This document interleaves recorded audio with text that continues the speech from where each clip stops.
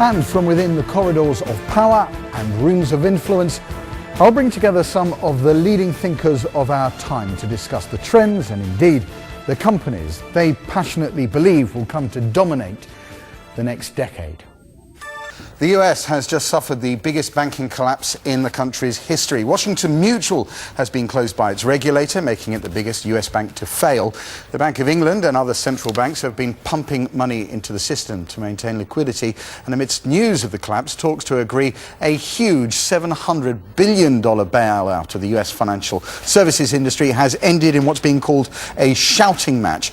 After several hours of discussion with President Bush, a group of Republican members of Congress blocked the government plan. So all in disarray, it seems, today. Edward Bonham Carter is the chief executive of one of the biggest fund managers in the UK. It is Jupiter Asset Management, with about £18 billion under management. Well, that was of this morning. Yes, as of this morning. Goodness knows how much is left in the kitty on your way back. 2% less. Yes.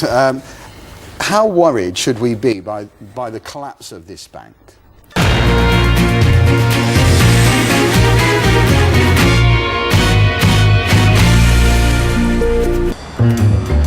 This is risky, but Chico Marinho is a highly trained expert. He's well equipped to assess the risk and take action if necessary. But what about this? This feels downright dangerous. But I've still got Chico to guide me. So let's change the scene a little more. What about without Chico? I'm going to just stop talking. Concentrate.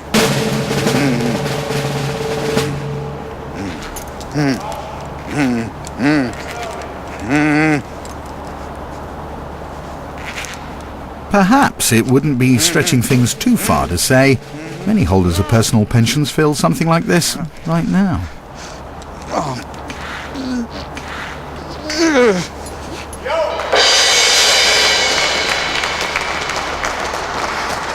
I can't say anything.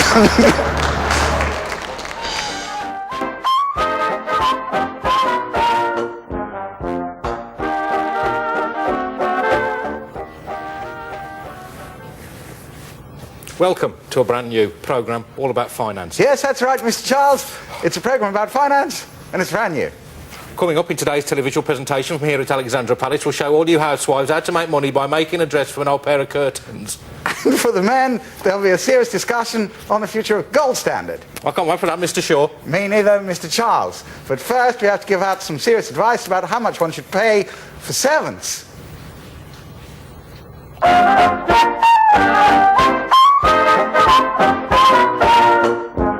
It flies a mile every 2.5 seconds. It goes so high, it's flying above the stratosphere in the troposphere. It's the nearest thing ordinary people can get to being in a space shuttle. But when 30 years ago Concorde was designed, the dream was it would be more than a fast plane.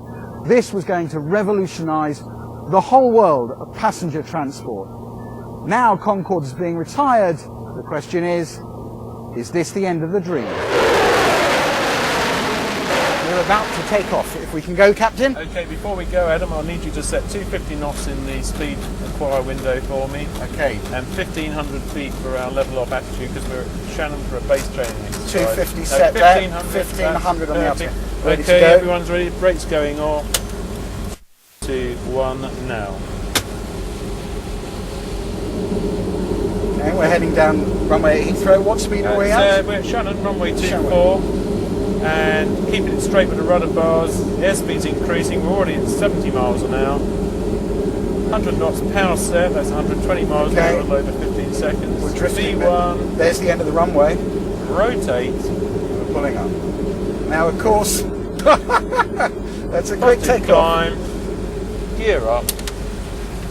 Okay. So how long does it take to learn how to fly Concorde? It takes 6 months. And how does that compare with flying an Airbus? Well, an Airbus or a Boeing. I'm having real about trouble. 2 or 3 months. Oh, goodness gracious. Well, you have to concentrate, and because you're talking at the Okay. same time, it's more difficult to maintain the suffrage. Oh, take control, take it. We're going to get a water put up otherwise. There we go. Get me back. Bringing us back down. I'll get you back in the slot again. Let's get on to those. They've been wobbling amid the continuing failure of the US Congress to agree a rescue package for the finance industry. Although, curiously, when I was looking at it, and I have to say, it comes a note of caution or fear when I look at this board, because this market is moving so fast.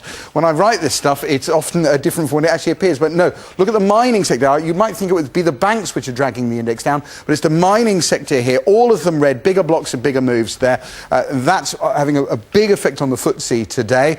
Those are the sorts of falls we're seeing. These are percentage falls, so 7% down there on the heavy end. Let's have a look elsewhere. You can see amongst the widely held shares, in fact, only Centrica is up 2 pence, 324. All the rest are down. United Utilities. So we've got two utility companies sort of trying to push against the rest of the shares. They're now at 38 pence. Down. This is a move today, down 63% there. There's some of the other strength I was talking about. And the FTSE 100 is now down over 100 points. 102 points, 2% off, still clinging though to around the Back in Harrogate, it's now 4 o'clock and things are drawing to a close. Over 100 people have had a financial MOT. Now the question for all of us is whether the politicians actually have an answer, or are they making it up as they go on, hoping things will somehow work out. This government, and many in the world, are really groping their way. They really don't know what the answer is. Do you feel that the government know what they're doing? No. Do you feel anyone knows what they're doing? I don't really know. A lot of people feel aggrieved and betrayed by the government. They've saved all their lives and they now feel let down. Do you feel that they have a point? I can understand how people feel worried, but what I would say is, please let me reassure people that because of the action that we've taken,